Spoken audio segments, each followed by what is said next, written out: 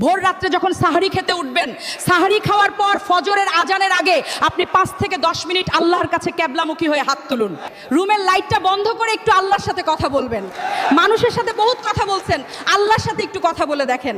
আল্লাহর সাথে কথা বলার স্বাদ আছে ভাই, অনেকে জীবনে একবারও এই স্বাদ পান নাই।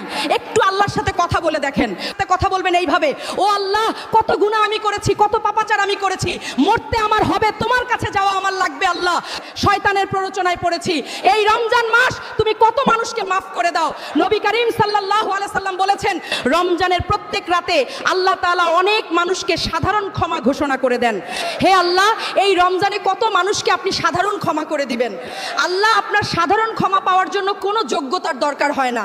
আপনি চাইলে যাকে তাকে মাফ করে দিতে পারেন। দুনিয়ার প্রেসিডেন্ট, প্রধানমন্ত্রী চাইলে একটা দেশের যাকে তাকে যা খুশি তা দিয়ে দিতে পারে। তাদের যদি এই ক্ষমতা থাকে, তারা তো মানুষ। আর আল্লাহ, আপনি তো মহান সৃষ্টিকর্তা, আপনি তো চাইলে আমার সব অপরাধগুলো মাফ করে দিতে পারেন। আপনি চাইলে আমাকে ফেরেশতা বানিয়ে ফেলতে পারেন আল্লাহ। হে আল্লাহ, আপনি আমাকে মাফ করে দেন একটু। এভাবে আল্লাহর সাথে কথা বলবেন।